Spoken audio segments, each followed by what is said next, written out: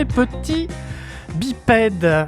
Bienvenue dans cette nouvelle émission de CGY. Je suis toujours le Doc et aujourd'hui je suis accompagné de mon camarade Néo. Bonjour Néo. Et bonjour tout le monde, bien sûr. C'est pas souvent que je fais cette voix, tiens, oui, c'est rigolo. C'est vrai. D'habitude tu nous fais ta voix de crooner Ouais, mais là, bon, américain. pour changer. Comment ça va mon Doc? Eh ben écoute, ça va ma foi, il fait beau. Ouais, le petite journée à printemps 30 arrive. degrés là. Ouais, c'est bien. Et puis aujourd'hui, une petite émission beaucoup plus intimiste que la dernière. Oui, parce où qu'on nous n'est pas étions 5 cette fois. Là, on a réduit quasiment de moitié puisque nous sommes que 3. Tout à fait. Mais nous allons être quand même productifs. Wink wink. Ça va. Puisque nous allons parler de production de jeux vidéo avec Marie Arteta. C'est ça. Je te laisse la chance quand même. Pardon, j'ai savonné, Marie, excuse-moi. Bonjour Marie. Et bonjour à tous les deux. Salut Marie. Et puis comme d'habitude, petite page de pub pour nous. Oui, la petite page de pub habituelle, Vas-y. vous le savez. Vous avez de moyens de nous faire des dons en direct, de passer par un Spreadshirt si vous voulez des petits goodies, et de nous soutenir sur Patreon à hauteur de 1, 3 ou 5 euros. Ces 3 paliers respectivement nommés junior, middle, senior, puisqu'on connaît bien ces termes de notre industrie, vous donnent accès notamment aux émissions en avance, et puis le palier suivant, c'est le Discord, puis le palier suivant, c'est des petits goodies en plus. À peu près ça. Ouais. Globalement, hein, je suis pas. Il fallait que je révise et j'ai pas révisé. Je réviserai pour la prochaine fois, je vous assure. Mais prenez le plus haut, comme ça vous avez tout. Voilà. C'est compliqué. Ouais, voilà, quand même, c'est simple. Voilà. Et puis du coup, surtout, comme je dis à chaque fois, et je le pense vraiment en plus, on dirait que c'est marketeux et tout, mais non. Marie nous parlera de marketing et elle verra bien, elle dira que, en fait, je ne sais pas m'y prendre, mais que surtout, parler du podcast, c'est le plus important. Hein. Le but, c'est de partager un petit peu tout ça avec les gens du milieu et pas du milieu, pas que. Oui. Donc on remercie tous nos patriobipèdes et tous ceux qui nous écoutent de manière globale. Exactement. Et voilà, on va pouvoir commencer. Et je me disais un truc, Néo. Dis-toi un truc. truc. On en a parlé, mais est-ce qu'il serait pas intéressant d'avoir un palier Patreon de boîtes ? C'est-à-dire que si les boîtes veulent nous soutenir, là par exemple nous sommes chez Ubisoft, si Ubisoft il lui prenait l'idée de se dire tiens on va aider ces petits influenceurs, d'avoir ça, il me semble que c'est déductible des impôts. Oh allez, c'est tout bénéfique carrément. Alors peut-être que les mecs, ça commence, ça y est, si tu voyais trop grand, ça devient de l'optimisation fiscale. Alors, bravo, vraiment. Ne parle pas de notre compte au Caïman, s'il te plaît. En parlant de sous, justement, rentrons dans le vif du sujet avec Marie, puisque toi, tu es quoi, Marie, toi, chez Ubisoft? Qu'es-tu? Alors, tout à fait. Moi, je suis associée de producteur. En fait, dans le milieu du jeu vidéo. Oui, ça alors c'est un nom déjà. en anglais. Alors voilà, c'est ça. Productrice associée. Mais c'est vrai qu'on a tendance à le dire en anglais. En fait, le jeu vidéo, le cinéma sont très proches. Et en fait, on a des titres qui correspondent pas forcément aux mêmes missions dans les deux. Tout à fait. Voilà. Donc voilà, moi je suis associée de producteur dans le jeu depuis quelques années. Mais j'avais commencé par le marketing. Tu en as parlé tout à l'heure, Steve. Donc, Néo, pardon. Donc, on va rentrer dans le détail tout à l'heure. Puis le moment, tous les deux en train de boire comme des blaireaux. J'ai attendu pour la ponctuation. Non, mais il n'y a pas de souci. Un gros blanc. Donc, alors, associé de producteur. Mais tu es associé à quoi? À qui? Eh oui, c'est ça. Ça dépend. À un producteur, à une équipe. Non, voilà. En fait, je peux vous raconter peut-être un petit peu ce que représente le boulot d'associé de producteur. En fait, allons-y. Et puis, comment t'es arrivé? Et puis, comment je suis arrivée là? Je vais commencer par ça. Commençons par la genèse. Non, en fait, moi, justement, j'étais d'abord dans le milieu du cinéma, en fait. J'ai fait des études de cinéma. Je voulais faire du dessin animé depuis que j'étais toute petite. D'ailleurs, l'animation me plaisait beaucoup. Et puis, en fait, de fil en aiguille, en avançant dans les études, parce que j'ai fait une licence de cinéma. Et puis derrière, je me suis dit, tiens, aller rentrer dans le cinéma, sans réseau, tout ça, c'est un peu dur. Je vais essayer de tenter la pub. J'avais vu qu'il y avait des grands réalisateurs qui avaient fait de la publicité, donc je m'étais dit, je vais faire pareil. Et en fait, je suis allée en école de communication et de commerce pour pouvoir rentrer dans la pub. Et sauf que là, j'ai commencé à me poser des questions. Et puis, est arrivé les stages de fin d'études. Et je me suis dit, mais quand même, Ubisoft, alors à l'époque, c'était en 2010. Donc, les lapins, tout ça existait déjà depuis un bail. Il y avait déjà eu le succès du premier Assassin et tout. Et je me suis dit, mais quand même, ça doit pas mal se rapprocher de ce que je kiffe. kiff, quoi. Donc je suis allée toquer à la porte en Master 1, en Master 2. J'ai fini par rentrer chez Ubisoft et puis par me rendre compte qu'en fait, oui, ça correspondait à ce que j'aimais. Et puis, je m'y régalais. De toute façon, j'étais arrivée pour mon stage avec un projet justement de dessin animé 2D. D'accord. Et à l'époque, ils étaient en train d'avancer sur Rayman Origins. Donc, voilà, tout un petit peu s'est bien goupillé. C'est vrai qu'il est très dessin animé au final. Ouais, très dessin animé. Ouais, tout à fait. Ouais, tout à fait. Donc, tout s'est goupillé comme ça. Et puis, chez Ubi, comme j'étais rentrée par une école de commerce communication, j'étais dans la branche marketing. Mais comme j'avais fait du cinéma avant, j'avais la double casquette qui me permettait de faire du montage vidéo, parce que j'avais appris ça dans mes études précédentes. Donc j'avais fait un petit peu les deux en parallèle. Et puis je suis restée quelques années dans ce milieu-là. Bon, je ne vais pas raconter toute ma life, même si je suis en train, mais je suis partie d'Ubi quelques temps justement pour retourner en cinéma. Parce que j'étais intermittente du spectacle, pour tout dire, à l'époque. Mmh. Et donc, j'ai fait 3 ans et demi en post-production dans le documentaire. Voilà. D'accord. Donc, on est passé dans des salles à Paris et puis et sur des chaînes télé. C'était une petite boîte de production du sud de la France. Et Ubisoft m'a rappelé pour des besoins. Et à l'époque, donc, je me suis dit, allez, banco, on va tout faire en même temps. Et donc, je suis revenue chez Ubi. Je vais continuer en parallèle, en freelance, mes projets en post-production. Et puis, une fois que j'avais clôturé ces projets-là, il fallait aussi choisir à un moment donné. ça devenait compliqué de tout faire en même temps. Et puis, je me régalais tellement chez Ubi que j'y suis restée. Et voilà. Mais en post-prod, tu faisais quoi exactement? Du coup, tu faisais du montage? En post-production, j'étais directrice de post-prod et je faisais du montage. Et un peu d'After Effects aussi également. Voilà, parce que j'avais appris ça. Et en documentaire, t'imagines qu'il n'y a pas des effets spéciaux de dinguerie, quoi. Un bon titre et hop là. Des petits flous, des petits, tu vois, hop là, c'est... voilà. Et quand t'es revenue chez Ubi, c'est là que t'as commencé à être productrice? Non, même pas. En fait, je suis revenue chez Ubi à la base, ils m'ont rappelé pour le marketing. Et en fait, c'est les opportunités. C'est-à-dire que je suis revenue sur un projet qui était en R&D, en VR, pour tout dire, qui s'appelait Space Junkies, qui était un projet où je me suis régalée justement parce que c'était quelque chose qu'on n'avait pas l'habitude de voir chez Ubi. Et à l'époque, justement, c'est les producteurs qui m'ont un peu laissé cette opportunité-là. On va dire qu'il y avait du travail à faire. Vu qu'à la base, j'étais arrivée pour l'équipe market, mais que j'ai changé de projet, il y avait peut-être un petit peu plus de temps qui me permettait en fait de traiter des sujets qui n'étaient pas mes sujets initiaux du marketing. Donc, il y avait besoin, donc je suis allée aider. Et bien, petit à petit, comme ça, en fait, je suis rentrée dedans. Et puis surtout, moi, c'était une envie de ma part de basculer en prod. Parce que, en fait, dans le marketing, alors on a énormément d'informations, de toute façon, selon après qui dans l'équipe marketing, puisque je ne vais pas rentrer dans tout le détail, mais il y a les brand managers donc, qui dirigent toute la marque, les chefs de produits, etc. Qu'on devrait avoir bientôt en podcast. Voilà. Donc, ils vous diront tout ça. Mais c'est vrai qu'ils interviennent vraiment tôt dans la conception d'un jeu. On reviendra dessus après. Mais moi, ce qui m'intéressait, c'était vraiment d'avoir en fait les enjeux de chaque métier et de comprendre tous les métiers. Parce qu'en fait, souvent en marketing, ce qu'on entendait, c'était « Ah oui, mais moi, j'ai ça qui est prio. Mais moi, il faut que je fasse ça parce que c'est prio. Mais moi, je dois faire ça parce que c'est prio. » Et en fait, tout le monde avait ses priorités qui n'étaient pas forcément les mêmes. Et donc, tu te dis « Ok, qui dit quoi? Qui a raison? Qui fait quoi? Je vais aller parler à la prod, etc. » Et en fait, comprendre les enjeux de chaque métier, en fait, permettait du coup derrière de comprendre finalement la conception du jeu et puis d'avoir plus d'informations, de savoir quand intervenir et puis d'avoir surtout toutes les infos souhaitées. Voilà, et de pas avoir des questions sans réponse comme on pouvait avoir en marketing parfois parce que c'était trop tôt dans la prod.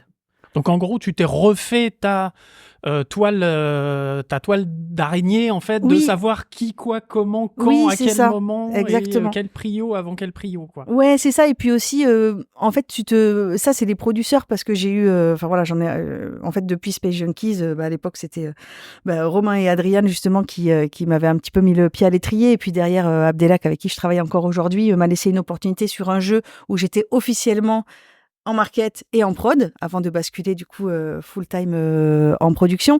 Et en fait, ces 3 personnes-là ont été super pour moi et pour progresser, même si après, j'ai discuté avec plein d'autres personnes d'Ubisoft et à chaque fois, c'est un apprentissage primordial. Mais en fait, ils m'ont dit, chaque producteur est différent. Chacun a ses affinités. Et justement, en fait, c'est comme ça ensuite derrière qu'on va aller construire l'équipe et qu'on va placer les gens en fonction du type de projet, etc.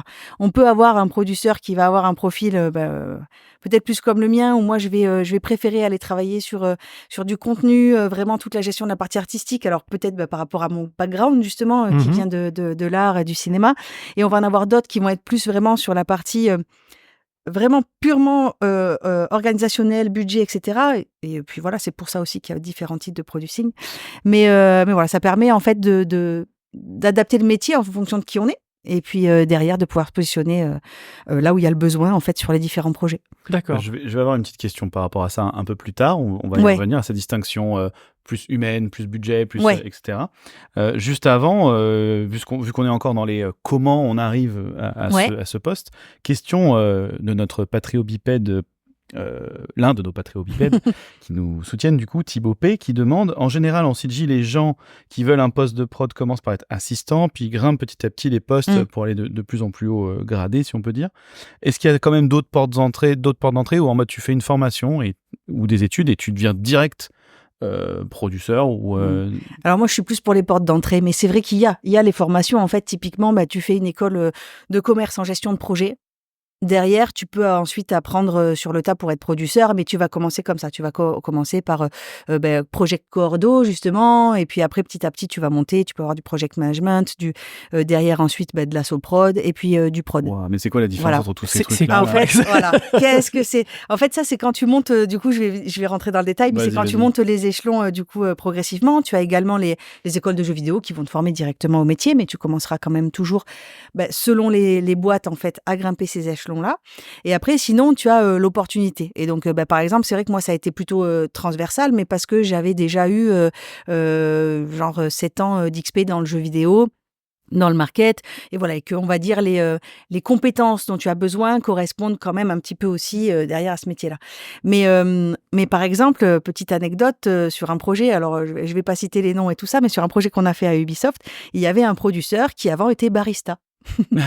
Et en fait, du coup, c'est pour ça, selon finalement tes affinités, tes compétences vraiment humaines, organisationnelles, et puis ta connaissance du monde du jeu vidéo, tu as d'autres moyens d'entrer. Alors après, du coup, pour revenir sur le détail, comme tu me demandais, on va dire c'est ce qui te permet, en fait, ces échelons-là, c'est ce qui te permet en fait d'apprendre vraiment à chaque fois les enjeux des différents métiers, les fonctionnements des différents métiers, et puis d'en apprendre un petit peu plus. Parce que comme je disais, moi je suis passée en transverse, mais parce que j'avais déjà quelques années chez Ubi. C'est vrai que si tu débarques d'école, c'est important de passer par là. Et en fait, quand tu vas être d'abord en projet de cordo, en fait, effectivement, tu vas assister à toutes les réunions, tu vas être là dans la prise de notes pour justement avoir toutes les informations clés, parce que vous imaginez, il y a un jeu vidéo, c'est des années de développement, il y a énormément d'informations à avoir, il faut que rien ne se perde, donc tout ça, ça fait partie de notre travail, on reviendra sûrement dessus plus tard, mais le projet cordo, lui, va prendre les notes de réunion, va les retransmettre, va par exemple aller s'assurer de créer des tâches pour différentes personnes, et puis souvent, il va être drivé par justement un associé de producteur au-dessus de lui. L'associé de producteur, lui, ça dépend des projets, encore une fois. Voilà, mais soit oui, ça dépend des projets et de la taille. La taille, aussi. Exactement, de la taille, des ambitions. Si c'est un petit jeu mobile, c'est pas la même chose que exactement, exactement, c'est ça. Creed ou Rainbow Six. C'est ça. Tu peux être que deux tout le long, comme parfois tu es obligé d'être une armée de 20 personnes, voilà, juste en producing ou par département, c'est ça. Donc après, voilà, soit tu vas avoir tes sujets, et là, encore une fois, ces sujets, on va te les donner par rapport aux affinités que tu as.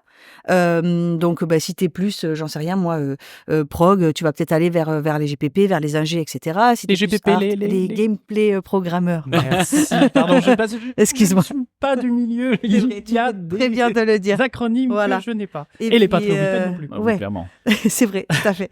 Et puis, voilà, si tu es plus hard, tu vas peut-être aller vers d'autres métiers. Et donc, en fait, selon la taille du projet, encore une fois, le nombre de personnes, les enjeux derrière que tu peux avoir, qu'ils soient qualitatifs, coûts, timing de sortie, etc., tu vas prendre plus ou moins de sujets, en fait, pour toi. Et donc, en théorie, tu es censé avoir derrière, ensuite, les projets cordo également par sujet pour te remonter les notes, etc. Et puis, après, tu as, encore une fois, le producteur qui, lui, va être au-dessus du producteur associé, et qui lui va encore avoir d'autres cartes en main, puisque derrière, il va y avoir des négociations aussi à faire au cours des différentes gates. Voilà, c'est la construction de l'équipe qui va faire du coup avec ses associés, ses producteurs associés. Voilà, la construction des budgets, les recrutements. Mais je crois que tout ça, on va en parler peut-être un petit peu. Oui. Il y a une question très précise par rapport à ça. Ouais. Si je me refais bien l'organigramme, tu as donc, t'as le jeu, ok, t'as le projet de jeu. En haut, tu as le producteur. En parlant juste de la production, hein, pas game design, pas machin. Tout à fait. Tu as le producteur, ou la producteur, d'ailleurs, enfin, producteur, productrice. C'est ça. en dessous, tu as un ou éventuellement 2 associates, ou tu as un seul associate? Non, tu peux avoir plusieurs producteurs, tu peux avoir plusieurs associates. D'accord, ok. Et tu peux avoir plusieurs projets cordes. Et après, plusieurs Mais c'est vrai que du coup, quoi. Généralement, c'est quand même assez pyramidal en termes de nombre. C'est pour ça que je disais ça. Tout à fait. Voilà, ok, et ça reste quand même pyramidal. dans tout ça. Le dire de prod, directeur. Alors, ça, c'est en fait le dire de prod. Alors, c'est toujours pareil, c'est que c'est vraiment c'est des nomenclatures en fait de métiers. Et par exemple, le directeur de prod chez Ubi n'est pas forcément directeur de prod dans l'industrie. On en parlait justement d'ailleurs récemment ici avec la direction de studio. Donc là, par exemple, nous sur notre dernier projet, il n'y a pas de directeur de production sur le floor. En fait, directeur de production chez Ubisoft, c'est purement du coup organisationnel, ressources, etc. C'est très axé là-dessus. Ou donc derrière, ensuite, lui, il va avoir avec lui d'autres producteurs qui vont être sur les autres sujets à côté. Okay. Donc voilà, mais ces nomenclatures-là, c'est voilà, encore une fois, c'est pas forcément aligné avec du coup les nomenclatures des autres boîtes de jeux. Donc, je pense que pour simplifier, le mieux, c'est de garder ces trois échelles-là. Parce qu'après, tu vois, tu as un producteur, tu vas avoir des producteurs, par exemple, qualité, donc qui vont être, du coup, orientés tout ce qui est test, etc. sur le jeu. Tu vas avoir des producteurs closing, donc qui, eux, vont arriver en fin de production pour t'aider, justement, à fermer tous les sujets. Tu vas avoir des producteurs contenu qui, eux, vont être là au début, en fait, du projet, justement, pour cadrer un petit peu le scope et tout ça, pour tout faire rentrer dans les clous. Donc, encore une fois, ça dépend vraiment de l'échelle du projet. Mais voilà, la base, c'est le pyramidal avec producteur, associé de producteur et puis projet cordo. C'est là où on le différencie quand même du producteur tel qu'on l'entend en cinéma. C'est tout à fait différent. Qui, lui, est vraiment lié à l'argent. Oui. Trouver des financements, trouver des équipes. Et en même temps, ça dépend, parce que souviens-toi, dans l'émission que nous avions faite avec Cécile et Camille, où ça remonte un peu justement, quand même. elle parlait... Ah oui, ça remonte un peu, mais elle nous expliquait aussi qu'il y avait line producer, qui n'était alors pas forcément la même chose que partout. Comme tu disais, en fait, c'est pareil, hein, c'est les mêmes termes, et même en plus, entre les termes anglais et les termes américains et les termes français, c'est encore pas la même chose. Mais qu'il y en avait qui s'occupaient de la gestion financière et d'autres de la gestion humaine, presque, enfin des moyens de ce qui se passe. Oui, je vois ce que tu veux dire, parce que nous aussi, on appelait ça des prods. À Guff, par exemple, on disait oui, il y a des prods. La prod anime, la prod SCFX, la prod machin. Mais ouais, c'est marrant. Ouais, ok. Ouais. Mais en fait, ici aussi, t'as encore tous ces métiers-là avec les producteurs, etc. Mais en fait, voilà, c'est à différentes échelles. Et puis pareil, un producteur studio de production ne va pas être la même chose qu'un producteur, du coup, qui va être à l'édito, par exemple. En fait, tu vas pas avoir derrière les mêmes métiers. Donc, on va dire que là, moi, ce dont je vais te parler, c'est producteur dans les studios de production, de création de jeux vidéo. Et pour faire le parallèle avec le cinéma, parce que tout à l'heure, quand je vous ai parlé de mon background, j'ai oublié un petit truc, c'est que j'avais fait à Paris la formation d'assistant réal. Donc, dans le métier du cinéma, donc qui consiste à toute l'organisation du tournage, etc. Et en fait, justement, pour comparer, en fait, mon métier aujourd'hui, en prod, correspond plus au métier de assistant réal avec l'organisation du tournage, en fait, que les producteurs, effectivement, où tu vas avoir ta recherche de financement, etc. Même si ici aussi, tu dois défendre tes budgets et tout, hein, mais... Voilà, oui, mais tu défends ton précaré de budget parce que tu as une enveloppe et puis tu dois faire avec. Voilà, alors grosso modo. Soit tu es dans une boîte comme ici à Ubisoft où effectivement derrière tu montes ton projet et puis ensuite tu vas aller tu vas budgétiser ce projet-là. Enfin, on va te donner un cadre évidemment et puis bref, au fil des gates tu vas aller défendre plus ou moins de choses. On y reviendra au fil des discussions. Soit après il y a quand même des studios indés. Je sais que moi on m'avait appelé aussi pour aller chercher des financements quand même. C'est quand même une partie de ton taf en prod de jeux vidéo. Si jamais t'as pas en fait. Oui, si tu peux t'autoproduire, forcément, t'as les fonds. Exactement. Et si t'as pas les fonds, faut bien aller les chercher. Voilà, faut aller les chercher. Ça, c'est la base, le nerf de la guerre. Et oui, sans argent, il n'y a rien. C'est ça. C'est quoi une journée type pour toi ? Est-ce qu'il y a déjà une journée type ou pas ? C'est ça. Pas vraiment, mais un peu quand même. Non, on va dire ça dépend vraiment des phases de production du jeu vidéo. Okay. Parce qu'en fait, tu vas vraiment avoir plusieurs phases. Au début, tu vas avoir ton pitch de projet. Après, tu vas rentrer dans différentes phases de conception, pré-prod, production. Enfin, tout ça, ça va être des étapes à valider. Et en fait, moi, on va dire que mon rôle, c'est de faire que les équipes soient dans les meilleures conditions possibles pour livrer du travail de qualité dans les temps et dans le budget. C'est en général la définition de la prod. Donc après, tu vois, derrière, la journée type, c'est, ça dépend comment tu fonctionnes sur une prod, mais c'est vrai que selon les objectifs que tu te donnes, donc là, je te parlais des phases de production. Là, typiquement, où on est en production sur un jeu, nous, on a des phases où on travaille avec les sprints sur le projet, que, encore une fois, selon le timing du projet, on a passé à 2 ou 3 semaines. Donc ça, encore une fois, c'est par rapport Donc les sprints, en fait, c'est des espèces de périodes. Ouais, c'est ça. C'est un timing qu'on se donne. On va se dire, OK, là, telle équipe. Donc voilà les priorités pour telle personne de telle équipe sur ce sprint-là. Donc sur 2 semaines ou sur 3 semaines. D'accord. Selon là où on en est dans la prod. C'est méthode agile et tout ça, non? Ouais, non, exactement. C'est ça, tout à fait. Donc en fait, après, la méthode agile, c'est un truc de gym? C'est quoi? Moi, je connais pas. Non, Agile, il est très sympa. Il est super. C'est un super sympa, Agile. Agile Scrum, il s'appelle. Oui, non, c'est ça. Non, mais en fait, si tu veux, on est vraiment... Et puis dans le jeu vidéo, tiens, l'agilité, c'est hyper important d'ailleurs dans le jeu vidéo, parce que encore une fois, c'est si on pouvait tout faire sur papier, en fait, dès la conception, dès le moment où on a le budget, on aurait fait donc notre roadmap, donc en fait notre planning avec nos ressources, nos objectifs, à quelle date on doit livrer tel ou tel élément. Et puis, en théorie, tu dis, OK, maintenant je rentre à la maison, c'est les vacances, puisqu'en fait, tu as déjà tout planifié, tu as tout ça. Vous avez la recette, les gars, allez-y, partez devant. En fait, du coup, ça se passe jamais comme ça. Parce que du coup, tu as toujours des imprévus, surtout en fait dans nos milieux où tu as de la technique aussi qui entre en jeu, où tu as... derrière une envie de qualité à sortir, etc. Et donc, tu dois sans cesse t'adapter. Et donc, typiquement, tout ce qu'on fait, nos objectifs, nos roadmaps, etc., il n'y a pas un jour où on les bouge pas, en vrai. C'est juste que nous, derrière, on doit trouver ensuite des astuces pour qu'on reste quand même cohérent par rapport à notre objectif donné, et puis et par rapport au temps donné et par rapport au budget donné. Voilà. Oui, s'il y a une épidémie de grippe, la moitié de l'équipe est à 42 fièvres dans son plumard. Qu'est-ce qu'on fait? Exactement. Et tu sais qu'il n'y a pas longtemps, ça nous est arrivé. On a eu quelqu'un qui est tombé en trottinette et qui avait un sujet très important en fait, sous son aile, et on s'en est voulu parce qu'en fait justement on s'est dit nous en prod on n'a pas sécurisé le truc. En fait il avait été tout seul sur ce sujet-là et tu vois on aurait dû sécuriser en fait pour que le sujet puisse passer plus facilement aux autres membres de l'équipe. Alors ça s'est fait bien évidemment, mais voilà, dans l'idée c'est qu'en fait le moindre imprévu puisse être pallié en fait avec différentes méthodes. Oui, sur d'une longue période du coup, parce que là on parle vraiment de projets de 3, 5, 7, 10, 15, même si on va dans les projets arlésiens. Tu parles en année. Ouais, c'est ça. C'est ça. Et puis, un truc avec 3 lettres et un chiffre à la fin. Oui, voilà. Par exemple. Moi, ça peut être intéressant, je pense, de faire un overview global de, un projet moyen. Ouais, comment ça se passe. Voilà, donc là, concrètement, on te pitch le projet, vous avez le feu vert. Qu'est-ce qui se passe à ce moment-là? Qu'est-ce qui se passe pour toi? Ouais. Tout à fait. Par où tu prends parce que j'imagine que là, tu es là, alors attends, les équipes, les budgets, le planning, le machin, j'ai 5 ans, non, en fait, j'en ai 3. Ouais, au début, non, c'est quand même plus cool que ça. Ok. Le tout début. Ok. Voilà. Ça, généralement, c'est la panique de la fin. On est en retard de 3 semaines. Alors, comment ça va, 3 semaines. Non, ça va, 3 semaines, c'est clair. Oui, c'est bon, je vais essayer de me raisonner.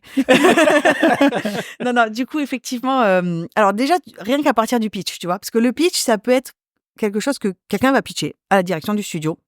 Je reprends vraiment du début. Donc, ça peut être un producteur, mais ça peut être un DA. En fait, n'importe qui peut aller pitcher son projet à la direction du studio et voir si derrière, budgétairement parlant, etc., on a la capacité de faire cette ligne de prod ou pas. Donc, en fait, ça peut être directement nous qui travaillons là-dessus avec un petit groupe de personnes qu'on aurait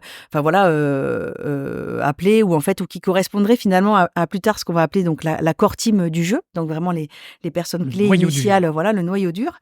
Soit effectivement c'est un projet qu'on nous donne et puis à ce moment-là hop on démarre avec tel budget. La base déjà ça va être de construire son équipe et puis de construire une roadmap pour avoir les discussions ensuite de timing, sortie, etc. Alors, il y a plusieurs contraintes qui peuvent arriver dès le début. Tu peux avoir ta contrainte budgétaire, tu peux avoir ta contrainte aussi il faut absolument sortir à ce moment-là, parce qu'en fait, cette année, on a tant de jeux qui sortent, ou telle fenêtre est ouverte et est dispo, parce qu'après, sinon, 6 mois plus tard, on a tel et tel jeu qui sort. Ou il y a le concurrent sort un truc. Beaucoup plus qu'au cinéma en jeu vidéo. Exactement. Et le concurrent, c'est l'enfer. Parce qu'en fait, en jeu vidéo, des fois, tu prévois des trucs. Et comme c'est des productions longues, en fait, toi, tu peux produire un truc, genre, j'en sais rien, de 2 à 7 ans. Mais pendant ta prod, il y a quelqu'un qui peut s'annoncer et dire hé. Et en fait, eux, ils étaient en mode sous-marin. Et en fait, ils vont sortir en même temps que toi. Et là, tu dis aïe, aïe, hop, on réétudie le truc. L'enfer, c'est les autres boîtes. Mais oui, du coup, la base, c'est vraiment de construire en fait ton noyau dur d'équipe. Donc là, ça va être ta core team. Donc, alors, toujours pareil, ça dépend ensuite comment tu travailles. Moi, comme je le disais, je suis plutôt branchée sur la partie art, et donc c'est vrai que là, le dernier projet sur lequel on a travaillé, en fait, me correspondait plus parce qu'on va dire que on a travaillé vraiment avec un pôle créatif. C'est-à-dire, tu vas pas forcément avoir un seul directeur créatif. Tu vas avoir ton game director, ton narrative director, ton DA, qui vont travailler vraiment ensemble, en fait, pour construire, en fait, cette idée. Et donc là, par exemple, ce qui s'est passé, c'était que quand on avait eu le go du projet, et ben, en fait, on a fait des workshops.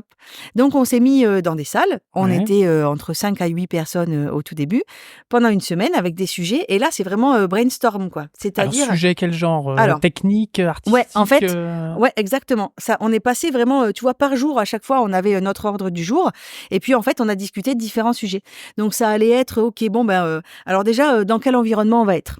Ensuite, bon, par rapport, parce que évidemment, quand tu as soit c'est une nouvelle marque, marketing, on viendra dessus après, soit c'est une marque déjà existante et donc on va dire que tu as déjà l'ADN de la marque avec tes piliers.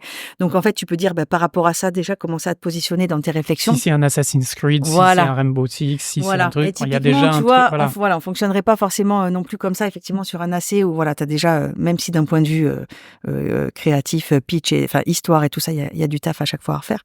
Mais donc voilà, on va se dire, OK, quel environnement, OK, quel pouvoir pourrait être cool, OK, quel ennemi serait rigolo. Je me rappelle avoir parlé de genre équipe d'Amazon qui tirait des flèches comme ça et qui s'empilaient les unes sur les autres pour faire un monstre géant et te tirer dessus. Tu vois, donc là vraiment, tu dis ça part dans tous les délires, tout ce qui se passe en fait par la tête. Ensuite derrière, tout ça tu le classes. Donc derrière tu vas dire OK, ça pourrait être OK, plutôt telle feature, ça pourrait être ça pourrait être ça, ça pourrait être ça. Donc, tu te limites déjà à ce moment-là par rapport au budget, à l'équipe, ou tu penses pas à ça pour le moment? Non. Au tout début, en fait, t'as forcément ça un peu dans le coin de la tête. Oui, mais justement, tu sais pas combien ça coûte. Parce qu'en fait, là, t'es vraiment en conception totale. Et donc, en fait, tu vas mettre tous ces sujets-là. Et puis, derrière, tu vas essayer de... tu vas être ramené à la réalité, souvent par les ingés. Oh donc, mon Dieu, quand tu vois le tableau. Étape 2, la faisabilité. Donc, non. Ensuite, en fait, toutes ces phases-là, c'est vraiment des discussions ouverte. Et donc, pareil, en fait, côté technique, c'est-à-dire quel moteur est-ce qu'on va prendre, tu commences à étudier les pistes, etc. Est-ce que ça, ce serait faisable? Est-ce que ça serait faisable? Et puis, tu rationalises. Généralement, tu sors de là, donc dans ta phase de conception, ensuite, tu sais où tu vas, tu sais ce que tu veux faire. Tu as un scope 20 fois trop gros. Ça arrive jamais que ce soit trop petit. Et puis, là, du coup, tu vas vraiment travailler sur, OK, quelles compétences il nous faut, sur... à quel moment en fait de la prod par rapport justement à ta date de sortie ou à ton budget du coup, parce que ton budget correspond derrière à une enveloppe pour tes ressources que tu vas étudier. Qui donne ce budget? C'est la direction? Oui, alors en fait c'est ça. Voilà, oui, tout à fait. En fait, alors toujours pareil, soit t'as pitché ton projet avec, j'en sais rien, c'est un jeu mobile, c'est un jeu next-gen, c'est un jeu machin. Au début, avec toi, quand tu l'as pitché, avec une vague idée de ce que ça va représenter, donc t'as déjà une fourchette. Soit en fait, tu arrives avec déjà le budget qu'ils peuvent t'allouer pour ce projet-là, et tu dois rentrer dans les clous. Mais généralement, quand même, ce qui se passe aussi niveau budget, c'est que tu as un premier budget, et en fait, tu as différentes gates, donc différentes étapes dans ta prod, où tu vas aller faire valider ton projet avec tes étapes en fait d'avancée. Et en fait, à ce moment-là, généralement, tu regardes déjà si tu es OK par rapport à ce que tu avais planifié dans ton budget. Et généralement, une fois que tu as fait ton premier kick-off meeting, qui en fait va vraiment être la représentation de ce que tu veux faire de ton jeu, en fait, derrière, pour qu'on te donne le go, et en fait, là, tu vas potentiellement réétudier un petit peu le truc. C'est-à-dire que tu vas dire, OK, mais là, voyez, si on veut être à niveau par rapport à la concurrence, voilà ce qu'on est capable de faire, vraiment, dans les clous, avec tel budget, pour telle date. Si derrière, on veut atteindre ça, voilà ce qu'il faut en plus. Après, c'est votre call, tu vois. Et puis... C'est un peu l'épisode pilote en série. Oui, exactement. Tout à fait, c'est ça, tout à fait. Oui, tu dois prouver ce que tu peux être capable de faire. Mais là, t'as pas encore tous tes pipes, tu vois, forcément. Ni ton équipe, d'ailleurs. Voilà, ni ton équipe. Puisque c'est même pas ce qu'on appelle une vertical slice ou un truque comme ça, c'est-à-dire où on peut... Non, tu vois, la vertical slice fait partie de cette étape-là. Déjà, t'es pas forcément obligé d'y passer. Souvent, dans le jeu vidéo, tu passes sans faute par l'alpha, la bêta. Donc, l'alpha, tu vois, l'alpha, t'as tout le contenu de ton jeu, mais qui va pas être graffé, peaufiné, poliché, etc., optimisé, voilà. Ensuite, la bêta, de toute façon, généralement, à ce moment-là, elle est testable. Et puis après, derrière, voilà, tu peux encore affiner les choses. Mais encore une fois, c'est toujours pareil, ça dépend des différentes prods. Et la vertical slice, elle est hyper intéressante. Typiquement, le dernier projet sur lequel on a travaillé, on en avait fait une parce que on avait un objectif de qualité, vraiment de qualité. En premier lieu, c'était ramener une marque au goût du jour et puis vraiment ne pas décevoir et les personnes nostalgiques qui connaissaient cette marque et les nouveaux joueurs en fait qui étaient sur un nouveau marché qu'on connaissait pas forcément non plus chez Ubisoft. Et donc, pardon, excuse-moi, je te coupe. Oui. Vertical Slice, c'est vraiment genre une part de gâteau, demi-niveau. Mais poussé à fond, enfin, oui, ou en tout ça. cas bien poussé. C'est vraiment ça. Voilà.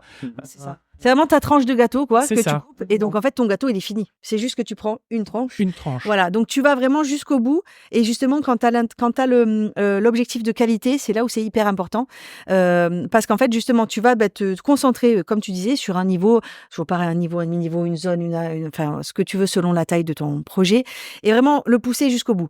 Que ce soit d'un point de vue technique ou que ce soit d'un point de vue artistique. Donc, typiquement, si tu sais que tu as des challenges avec des cinématiques, de l'animation, derrière que ça engendre des questions de perf, derrière que d'un point de vue DA, tu dis ok, qu'est-ce qu'on va faire, comment est-ce que je peux pousser mes personnages pour être sûr que du coup, dans tel niveau, si j'ai 4 persos à l'écran, tout rentre. Enfin, tout ça, toutes tes plus grosses contraintes et tout, tu vas le mettre dans ta vertical slice du coup, pour t'assurer que ça fonctionne. Et après, du coup, ça aussi, ça peut être donc une des gates qu'on te valide et derrière, c'est let's go, tu fais ça partout. Du coup, voilà. Et là, ça, c'est le super monde idéal. Parce qu'après, tu as quand même toujours des petites inconnues qui restent derrière. Voilà. La proof of validation. Voilà, c'est ça. Ouais, et surtout que, à travers toutes ces étapes, c'est vraiment pas comme au cinéma ou enfin, en tout cas en animation, où tu vas valider voilà, ta première séquence, elle est finie, on passe à la deuxième, c'est fini, on passe à la troisième, et chaque département s'enchaîne comme ça. Et à la fin, il reste plus que les derniers morceaux à faire et c'est fini. En jeu vidéo, c'est beaucoup plus explosé que ça. On fait tout en même temps et on essaie de monter la qualité de tout au niveau de cette vertical slice. Tu me dis si je me trompe, c'est ce que j'ai compris comme ça de ma petite expérience pour le moment de 1 an et demi, 2 ans en JV. Et du coup, ça, c'est là où du coup, tu as des imprévus qui peuvent venir de scope, de taille, de machin. Puis, faut pas non plus se leurrer. Tu rajoutes toujours des idées au fur et à mesure. Dès qu'il y en a une qui te plaît, si tu peux la rajouter, on pourrait faire ça, ça pourrait être cool. On pourrait faire ça, ça pourrait être cool. Oui. Parce que le gros avantage, et je te redonne la parole juste après, c'est que non, mais c'est moi qui prends trop la parole à chaque fois. Non, c'est moi, vraiment. C'est que... Ça va, je me dérange pas. C'est que le gameplay, en fait, l'avantage d'un jeu vidéo, c'est que si tu as une interaction qui peut être fun et qui peut rentrer dans le truc, tu le fais. Le cinéma, tu vas pas t'amuser à dire ce serait bien de rajouter une scène là comme ça là non, si on rajoutait un personnage secondaire, ça peut arriver, mais oui, voilà, c'est plutôt ça, voilà. Bon, on va rajouter un perso, on va rajouter finalement mon perso il boite, allez. Non, mais d'accord, les animateurs, c'est un peu bizarre quand même, mais oui, c'est ça, mais en fait ça vient de ce que tu dis, de en fait tout lancer en parallèle, et puis il y a un temps d'itération incompressible aussi, parce qu'en fait typiquement quand tu vas aller à chaque fois là je parle de nouveaux jeux, évidemment, quand on est sur une suite ou ce genre de choses, on a quand même des choses qui roulent et qu'on peut réutiliser, on réinvente pas la roue à chaque fois.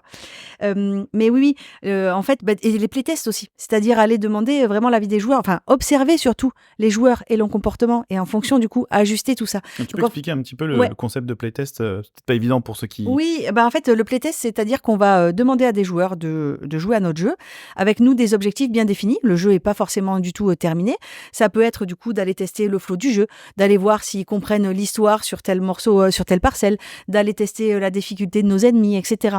Et derrière, en fait, nous, on a une équipe qui s'appelle la User Research qui va observer ces joueurs-là et qui va du coup nous faire un compte-rendu en fait de tout ce qu'ils ont pu observer. Alors évidemment, je dis ça, mais toute l'équipe généralement observe également les playtests, voilà, pour se rendre compte souvent, en plus, on a bossé sur un personnage en particulier ou on a bossé sur une zone en particulier, donc on aime bien voir ce qui se passe. Je vois un peu d'eau. Je vous en prie. Qui commence à manquer. Tu veux que j'aille te le remplir pendant que tu continues ? J'ai un chat dans la gorge, c'est un enfer. C'est un enfer. Je vais te le remplir. Je m'attends, je reviens très vite. Non, je vous en prie. Est-ce que tu veux qu'on t'attende ou pas ? Nous continuons. Ok, nous continuons. Si ça va, toi, pour ton chat. Ça va. Et s'il n'y a plus rien, c'est que je suis décédée. Mais normalement, ça va. Le chat est dans le panier. Il devrait pas tarder à sortir. Je sais pas, on verra. Je tousse. Donc, oui. Donc, du coup, chacun après peut avoir ses observations et venir en fait apporter des options pour pallier à certaines choses qui ont été vues pendant les playtests. Que ce soit une difficulté, une compréhension, un flow, un manque. Aussi, parce que parfois on peut se rendre compte qu'il y a une partie qui est un peu naze. Voilà, j'ai pas compris comment je suis passé de là à là, ou narrativement, qu'est-ce qui s'est passé. Exactement. Et il y a des choses qu'on teste très vite. On va avoir besoin de savoir si en fait cette feature va être intéressante ou cette idée en fait peut être pertinente pour le jeu dans sa globalité. Mais en fait, dès qu'on a des choses comme ça un peu tricky, un peu voilà, où on a un doute en fait, on va aller les tester tout de suite pour derrière en fait pouvoir se dire ok, on modifie. Enfin voilà, encore une fois, ça c'est la théorie, parce que souvent on continue des playtests très très tard, parce qu'en fait dans le jeu vidéo on n'est jamais sûr de soi, on a toujours envie de faire le jeu le mieux possible, donc on les continue très tard. Mais oui, voilà. Puis, même après il y a des LQA, c'est-à-dire language. Tout à fait. Linguistic Quality Assurance. Merci beaucoup, j'ai réussi. En anglais dans le texte, je m'en souviens parce que il y a plus de 10 ans, je l'ai fait. Et c'était super intéressant, mais sauf que, alors en gros, on teste les jeux et on regarde si déjà les textes sont bien dans notre langue et compréhensibles grammaticalement et juste, correct. Si ça rentre bien dans les cases, dans les bulles, si ça dépasse pas, si les textes apparaissent bien aux bons endroits, au bon moment. Je me souviens d'avoir testé Ni no Kuni à l'époque et de l'avoir poncé, mais pendant des heures et des heures et des jours. Et c'était un jeu, c'était un RPG fait par, entre autres, les studios Ghibli, enfin Miyazaki. C'était magnifique, c'était génial, mais il y avait énormément de textes et du coup, fallait tester tout ça, sauf que le jeu sortait, mais quelques semaines. Enfin, vraiment, on était au cul du camion, quoi. Ouais. Donc c'était très très tendu, quoi. Mais c'est l'avantage, c'est que la lock souvent, au moins on peut le corriger assez rapidement. Donc c'est pour ça que ça arrive souvent en fin de prod. Mais oui, il y a toute une armée pour ça. Et puis en fait là, quand je parlais de playtest, je parlais des playtesters, donc de joueurs qu'on va appeler, qui ne sont pas forcément qui ne sont pas d'Ubisoft. Donc ça c'est vraiment des gamers qu'on va aller chercher aussi, pareil, en fonction de notre besoin. C'est-à-dire si on se dit ok, on a un jeu tout public, on va aller vraiment chercher ces personnes-là. Voilà.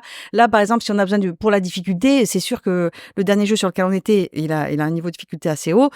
On va pas forcément aller chercher quelqu'un qui joue qu'à Mario Kart. Par contre, du coup, en tout cas, parce que c'était pas son genre de jeu.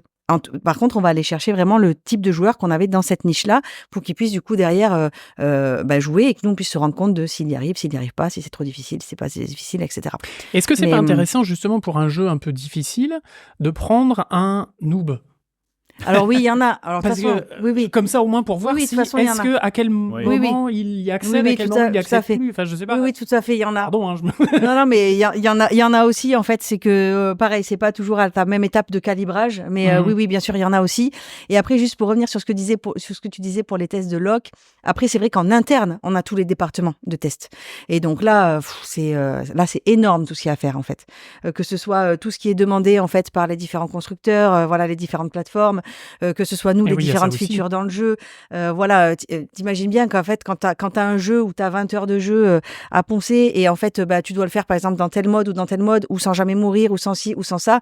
Voilà, les gens, on a des armées de personnes qui sont talentueuses et qui jouent toute la journée pour essayer vraiment de déceler tout ça. Mais c'est un vrai boulot. Tout à fait. Oui, tout à fait. Et voilà. Et après, non, si je perds pas le nord, donc pour revenir aux étapes de production. Oui, c'est ça. Donc, il y a tout ça. En fait, tout à l'heure, donc je vous parlais de la conception. Donc, c'est quand on va réfléchir. T'as vu, j'arrive à me recentrer un peu. Je sais pas si c'est hyper logique ce que j'ai fait, mais j'arrive à me recentrer un peu. T'inquiète, moi je te suis. Donc, du coup, il y a toutes ces étapes-là, donc où effectivement, tu balances un petit peu tout, etc. En fait, t'as ta pré-prod derrière. Ta pré-prod, c'est un peu ton reality check. C'est-à-dire, c'est là où tu vas mettre en place tous tes pipes de prod, qui sont différents en fait à chaque jeu. Enfin, à chaque nouveau jeu, parce que généralement, tu peux avoir des moteurs différents, des ambitions différentes. Donc, en fait, tu vas pas travailler. En fait, tu peux jamais reprendre un copier-coller de ce que tu as fait sur un jeu précédent dans le jeu vidéo. Sur une suite, sur un truc, voilà. Même sur une suite, t'es quand même rodé sur certains éléments, mais tu vas quand même toujours avoir des nouveautés. Tu vas quand même toujours avoir des updates au niveau en fait third parties. Et donc, en fait, third parties. Les Sony, Microsoft, compagnie, du coup... Selon les contraintes des consoles, tu veux dire, tu vas devoir repenser certaines choses.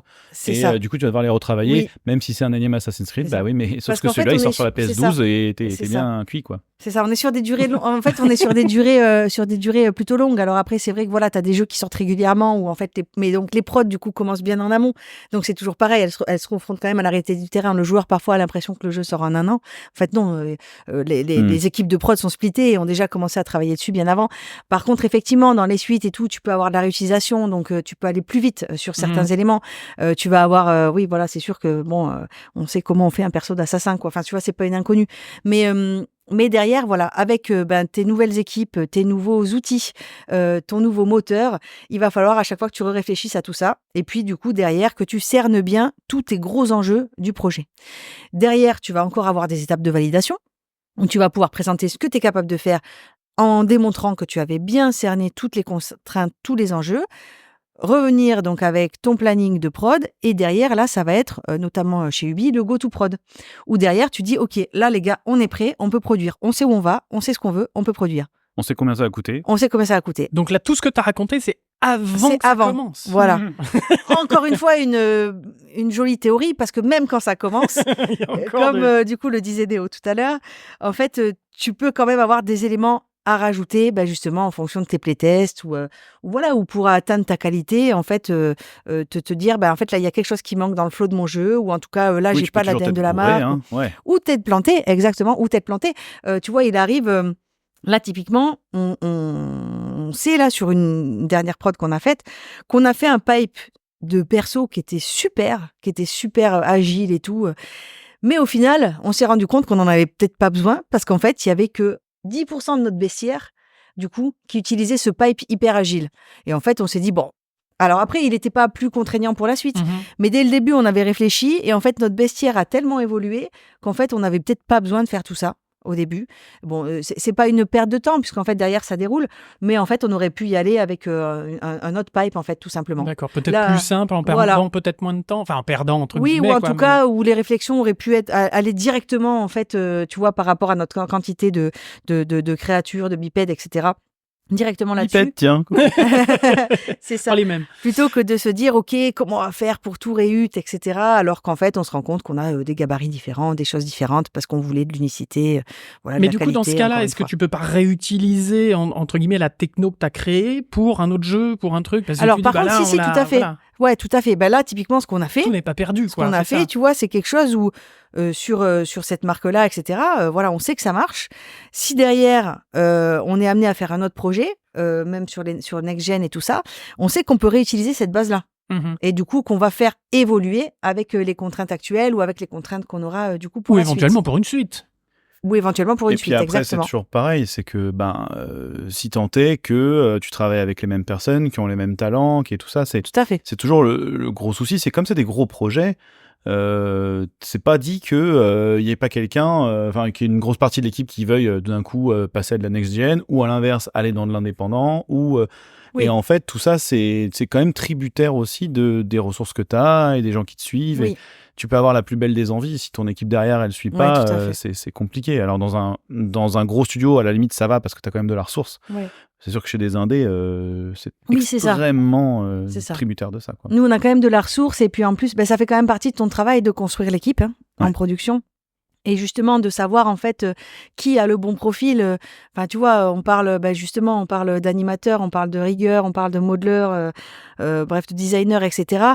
Par rapport à ton jeu, toi, tu es censé savoir en fait quel est le point fort de telle ou telle personne. En tout cas, quand tu es dans une boîte comme Ubisoft, tu vas connaître les compétences des gens ou en tout cas, tu vas aller chercher l'info auprès d'autres productions. Quand tu dis toi, c'est en tant que producteur, c'est vraiment toi, Marie. Oui, tout à fait. Ouais. Tu vas te dire, en fait, là, dans le jeu, typiquement, j'ai besoin de...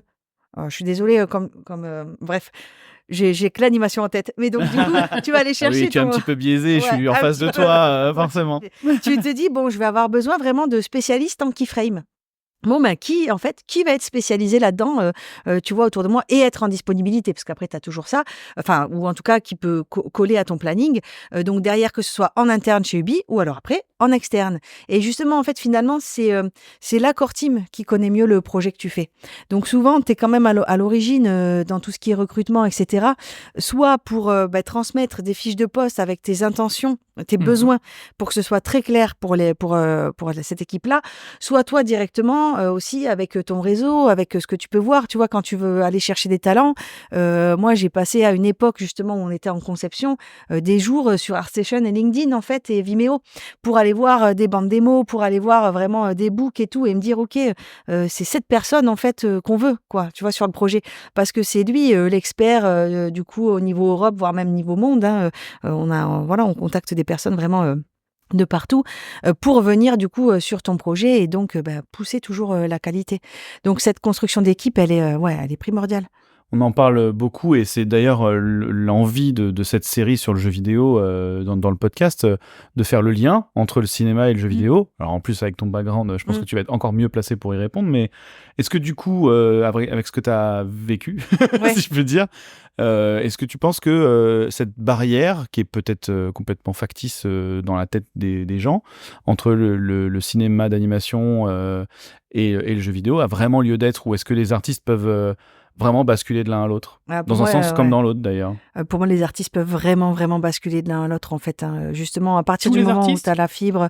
Alors, en fait, je pense que oui, c'est juste que tu as des compétences techniques différentes sur les deux, mais en fait, ça s'apprend. À partir du moment où tu connais l'essence de ton métier, à partir du moment derrière, où tu as l'envie, où tu as, alors là, si j'ai dit les artistes, donc où tu as la fibre artistique, tu peux apprendre. Tu peux apprendre du temps réel dans les effets spéciaux, en fait. Parce que oui, les personnes ont été formées, là je suis sur les FX, mais oui, les personnes ont été formées sur les effets spéciaux, etc., pour le temps réel, mais au final, nouveau moteur, nouveau pipe. Donc toi, si tu viens d'ailleurs, tu peux l'apprendre aussi. De toute façon, tu n'auras peut-être pas les réflexes du début, mais tu ne seras pas tout seul. C'est sûr que voilà, on ne va pas faire venir quelqu'un tout seul sur ces métiers-là. Mais par exemple, le pipe, tout à l'heure, je parlais du pipe de personnage, c'est 3 personnes de la CG. Du coup, qui était à l'origine de ce pipe-là. Parce que justement, on est allé les chercher en se disant, OK, en CG, voilà comment ils fonctionnent. Ils arrivent à faire de la réhute, du coup. Ils arrivent à faire vraiment des pipes agiles, de projet en projet, de faire des mois moches et méchants, 2, 3, 4, 5, enfin, je sais plus où ils en sont. Mais voilà, ils arrivent du coup à être assez efficaces et tout. Allons chercher l'expérience et l'expertise de ce côté-là. Et voyons ce qui peut être partagé ensuite avec le jeu. Donc, ces personnes-là connaissaient pas forcément nos contraintes en game, mais ça, tu peux les expliquer puisque toi, tu les connais. Donc, ensuite, derrière, ça va être ce partage d'expérience-là qui va faire que tu peux retirer le meilleur des deux. Donc, en fait, pour moi, vraiment, au contraire, il faut vraiment ces croisements-là, en fait. Ça peut être parfois frustrant quand tu vas avoir des contraintes plus ou moins fortes en fait dans le jeu, ou d'ailleurs je me dis la bascule de l'autre côté aussi, parce que ceux du jeu vidéo qui vont basculer derrière peut-être en CG, en cinéma d'animation et tout ça, peut-être que de verrouiller un shot dès le début, ça va les frustrer parce qu'ils vont se dire « Ah mais dans le jeu, je pouvais peut-être revenir dessus juste avant la fin de la prod pour le polisher encore plus ».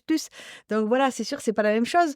Et puis dans le jeu vidéo, tu vas peut-être avoir des contraintes de performance de tes consoles qui vont faire que tu vas pas pouvoir pousser ton animation en fait dans la qualité que tu l'aurais souhaité dès le début. Mais je pense que de toute façon, la création vient avec la contrainte. En fait, voilà, il faut quand même un cadre et tout, parce que bref, bon après, je peux te faire un truc si tu me donnes une toile blanche sans contrainte, il n'y a pas de problème.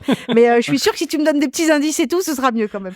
C'est toujours mieux. C'est toujours mieux. Mais donc voilà, donc je pense au contraire que c'est bénéfique. Et c'était quelque chose qui se faisait très peu, en fait. Et ça, c'est un truc, je suis plutôt fière de cette équipe, en fait, parce qu'en fait, on a réussi justement à casser la barrière et dans plusieurs métiers à faire venir des personnes de la CG et du dessin animé, que ça a été dans le marketing, dans le level art. Je parlais des FX tout à l'heure, mais on a des personnes qui n'avaient pas de background FX qui étaient venues dans le FX, que ce soit dans l'animation, que ce soit dans le chara-modeling. Enfin voilà, en fait, tout s'apprend quand tu as la passion. Et alors en plus, si ton métier de base, ça a été formé pour, il n'y a pas de raison que tu n'arrives pas à prendre des contraintes, tu vois, sur le terrain. Et juste pour finir là-dessus, comme ça après je te laisse rebondir, c'est et du coup la fameuse clé là, est-ce que vraiment les gens ont besoin d'être joueurs pour rentrer, ou est-ce que ça marche quand même avec des gens qui jouent pas? En vrai, c'est quand même toujours bien d'être joueur, on va dire, parce que ça a l'air d'être radical. Tout le monde a l'air de dire ça. C'est pour ça que je pose la question, parce que comme on a un peu toute la chaîne, je demande tout le temps cette question-là, mais ça a l'air d'être quand même vrai. Si t'as jamais eu une manette entre tes mains, c'est peut-être un petit peu compliqué, mais et encore, j'ai envie de te dire, il y a des métiers, tu fais du concept. Bon, bah, tu fais du concept, on te demande de nous faire un concept un cara design, un super bel environnement. Bon, bah, en fait, finalement, c'est ton talent, voilà ce que tu es capable de faire avec tes mains, avec ta tête, avec ton imaginaire qui va venir. Et puis, enfin voilà, si tu n'as pas joué, finalement, tu peux y arriver aussi. Je pense quand même voilà, que c'est vraiment un plus et on est tous quand même plutôt joueurs. Mais il y a des métiers où ça peut. Mais donc, pour toi, c'est... les gens qui viennent donc d'un milieu extérieur aux jeux vidéo, sans dire qu'ils sont pas joueurs, hein, mais qui viennent vraiment d'un milieu extérieur, peuvent vraiment apporter un plus aux jeux vidéo. Oui, pour moi, c'est un plus. Ouais. Pour moi, c'est un plus. À cibler, alors, toujours pareil. Je vais finir par me faire embaucher. On voit. Déjà, on a évoqué pendant le level design qu'il y avait un poste qui s'était libéré. Non, mais c'est vrai. Et puis, tu sais, il y a ce partage de pipe aussi qui fait qu'il y a certains métiers qui vont pas forcément y être dans le jeu vidéo, alors que ça peut y être dans le dessin animé. Et alors qu'en fait, bah, finalement, avoir ce métier-là dans le jeu, ça pourrait être un gros plus, tu vois. On n'a pas forcément le réflexe. Donc, en fait, non, c'est hyper intéressant. Je dis pas qu'il faut qu'il y ait que des gens qui viennent de l'extérieur, mais en fait, toujours, t'apportes quelque chose. Du coup, bah, t'apportes une expérience, une expertise que t'as pas, toi, dans ta boîte. Donc, c'est forcément un plus derrière. Toujours pareil, question de timing. C'est-à-dire que tu vas pas faire venir quelqu'un... Bon, alors je mets pas ma main à couper parce que ça nous est déjà arrivé. Mais normalement, tu fais pas venir quelqu'un sur le rush de fin de prod en fait qui viendrait de l'extérieur. Encore une fois, c'est toujours pareil. Ça peut être malin. C'est-à-dire que par exemple, nous, ça c'est arrivé en fait certaines fois. Mais par exemple, si je reviens toujours sur les animateurs, tu vas peut-être les placer sur des cinématiques. Parce qu'en fait, du coup, bah, le pipe, il va plus se rapprocher de celui du monde du dessin animé. De la CG, de l'animation. Ouais, exactement. Donc, en fait, tu peux quand même être malin comme ça. Mais oui, je pense qu'en tout cas, surtout dans les réflexions du début, dans ta pré-production et tout, c'est un gros plus, quoi. Et puis, il y a aussi une frontière de plus en plus poreuse entre les deux. Oui. Enfin, les jeux vidéo, moi... je suis joueur, mais je suis pas non plus un hyper gamer, mais de ce que je me tiens au courant, mais de ce que je vois, c'est quand même de plus en plus proche, enfin en termes de narration, quand on regarde alors je suis désolé, c'est pas du Ubi, mais du Last of Us, du Red Dead Redemption, enfin c'est des exemples de jeux cinématographique. Oui, alors Assassin's Creed aussi dans une certaine vision. Enfin, il y a beaucoup de choses comme ça qui sont quand même de plus en plus cinématographiques où tu as l'impression d'être dans un film interactif, plus que dans un jeu vidéo à la Mario, à la Super Mario Bros sur la 8 bits. C'est carrément un genre à part entière en fait. Enfin un genre, c'est-à-dire que on parle souvent dans le jeu vidéo, maintenant que j'en parle un petit peu avec des GPP et des GD, donc game designer, c'est ce qu'ils appellent en général dans le jeu vidéo un jeu qui est narrative driven. Exactement. C'est-à-dire qui est guidé par la narration. C'est ça. Avant tout, avant la jouabilité, le gameplay exactement. Donc c'est intéressant, c'est carrément une catégorie presque à part, tu vois. C'est assez marrant. Oui, des trucs de Kojima ou des choses comme ça. Enfin voilà, des jeux qui sont vraiment comme jusqu'à l'extrême, effectivement, où tu arrives dans des Detroit ou des comment ça s'appelle Heavy Rain. Oui, Heavy Rain, tout ça, enfin les jeux de Quantic Dream globalement. Ouais, tout à fait. Ou même les Walking Dead et tout, où c'est carrément de l'histoire narrative, la pure et dure. Ou Life is Strange, etc. Bah en fait, oui, le monde du jeu, alors je me chauffe un peu peut-être parce que ça fait déjà quand même quelques années, mais est quand même en train de changer. C'est-à-dire qu'au début, tu as toujours le challenge technique, mais on va dire que peut-être que le jeu vidéo est de plus en plus vu aussi comme quelque chose d'artistique, comme un art, en fait, alors qu'au début, on était plus... concentré sur la tech pour pouvoir faire fonctionner les choses. Et en fait, le fait de d'être orienté ainsi, ça t'ouvre des portes en fait sur les différents genres de jeux. Et oui, et donc les frontières sont plus fines forcément. C'est devenu un produit culturel il n'y a pas si longtemps que ça en plus. Si je dis pas de bêtises, il y a que quelques années que c'est devenu un vrai, un produit culturel avec TVA 5.5 et compagnie. Enfin voilà, donc complètement. Ça a été reconnu. Pour revenir à la partie à jeux de société, il faudrait que ça se bouge un petit peu. Ah, vous en avez amené parce que là, moi, je suis partante. Oh là, on va faire une petite game après. Bon, alors on en parle avec le vigile. On va faire ça avec le vigile. Côté gestion et relations humaines, pour revenir un petit peu à la partie prod pure, où se dessine la ligne en fait entre ce qui révèle de tes décisions et celle des RH du coup? Donc des ressources humaines. Oui, en fait... Tu dis constituer l'équipe, d'accord. Oui, tout à fait. Mais c'est vraiment un travail d'équipe, en fait. C'est-à-dire que il va y avoir toute une partie où il y a un cadre. Par exemple, dans une boîte comme Ubisoft, il y a un cadre, c'est-à-dire que la personne doit correspondre aux valeurs d'Ubisoft au sens global, tu vois. Voilà, donc les RH, en fait, vont s'assurer de cette partie-là par rapport à tout, voilà, les compétences de la personne, les diplômes, etc. S'il en a, bref, je disais ça, mais s'il en a pas, peu importe. En tout cas, s'assurer de toute cette partie-là. Il va y avoir également la partie gestion du contrat et puis salaire qui va être fait côté RH, même si côté salaire, nous, on peut venir dire que, en fait, par exemple, on est allé chercher telle personne, donc peut-être qu'elle va être positionnée plus haut parce qu'en fait, on est allé chercher, du coup, l'expert, en fait, de tel domaine. Donc, voilà, c'est normal pour que, du coup, de leur côté, elles aient ça en tête. Après, souvent, c'est pas qu'en prod qu'on décide, c'est-à-dire il y a la prod et puis il y a la personne du métier qui va recruter. C'est-à-dire si c'est un animateur, si c'est un concept artiste, si c'est un designer, etc. Ça va être fait avec la personne qui sera plus tard son manager ou son lead. Donc, le directeur artistique, le game director, etc. En fait, on va proposer des profils. Et ça va dans les deux sens, d'ailleurs. Typiquement, un directeur artistique peut te partager un profil qu'il a vu. Toi, derrière, tu vas l'analyser en prod et puis avec les autres personnes de la core team. Et puis derrière, tu vas dire ce qu'il en est. Alors souvent, oui, c'est venu comme nous, on construit l'équipe. En fait, on va savoir le besoin de ressources qui doit arriver à telle date sur la roadmap globale. Donc, en fait, c'est pour ça qu'on va chercher les profils un petit peu en amont. Mais souvent aussi, on va avoir des personnes qui vont nous dire j'ai travaillé avec un tel, tu vois, quand ils nous entendent chercher, j'ai travaillé avec un tel, ça correspond peut-être aux besoins que tu cherches, etc. Donc c'est vraiment un gros travail d'équipe. Ce qui est sûr, c'est qu'on peut dire non de notre côté à quelqu'un, les RH peuvent dire non aussi de leur côté. Donc c'est vraiment, ça se fait à plusieurs, quoi. Ok. Ouais. Tes outils au quotidien, c'est quoi ? Parce que en animation, on a le fameux Shotgun qui est devenu Shotgrid et qui a encore changé de nom, Flow Track, je sais pas quoi. Il y a Production Tracking. Ça. Oui, maintenant il y a un nouveau logo. J'ai ouvert un onglet cet après, mais je me suis dit que c'est ce truc. FLT ou je sais pas trop quoi. Ouais. Flow Tracking machin, ok. Ouais. Ok, bon bref, ouais. Oui, ils ont encore changé. Et mais oui, ça les amuse. Ouais. Mais alors, change un truc. Alors, ça aurait pu s'appeler Bernard. Ça aurait été bien plus facile.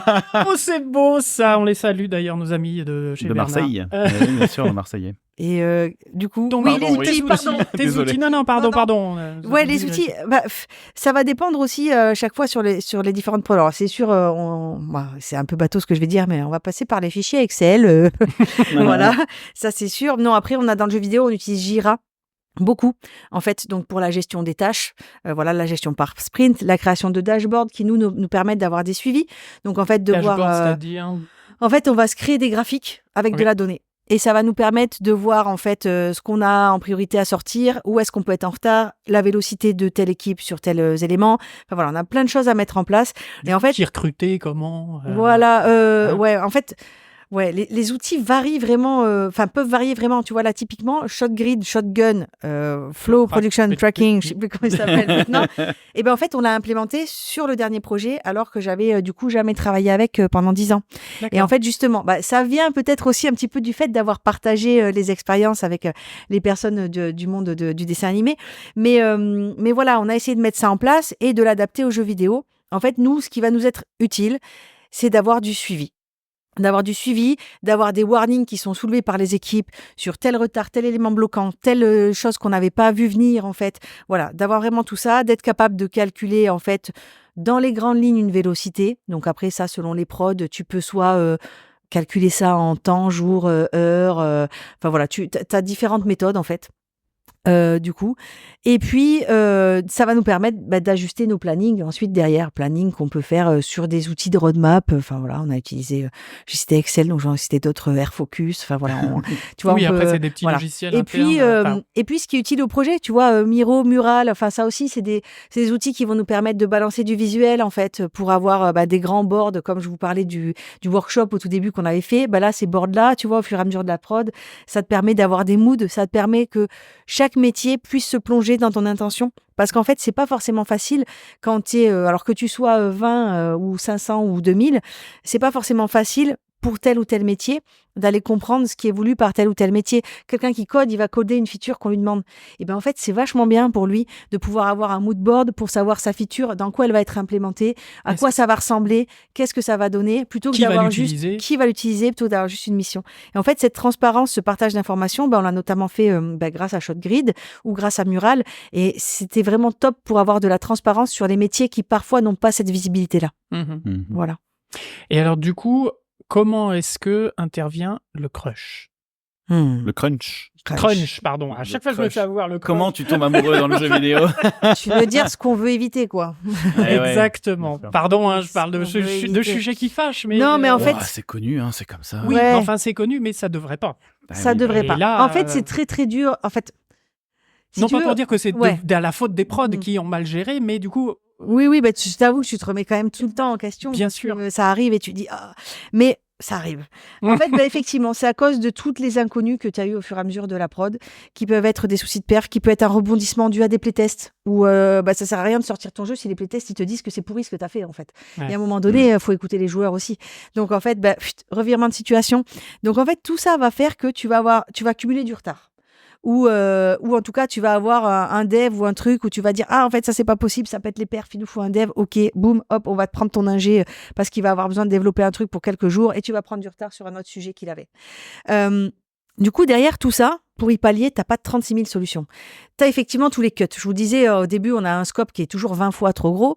Ça, au fur et à mesure de la prod, effectivement, tu vas recentrer. Et puis, si t'es trop en retard, tu vas avoir des leviers d'action comme ça. Pour, j'en sais rien, moi, couper une petite zone, par exemple, de ton jeu qui était pas sur ton chemin principal. Et puis, du coup, personne le saura jamais. Et puis, voilà. Side quest, c'est pas très grave. Exactement, une side quest.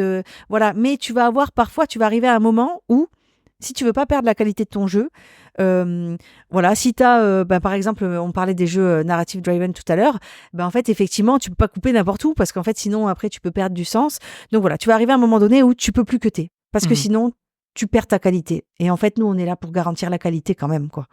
Donc derrière, les solutions que tu vas avoir, c'est renforcer tes équipes.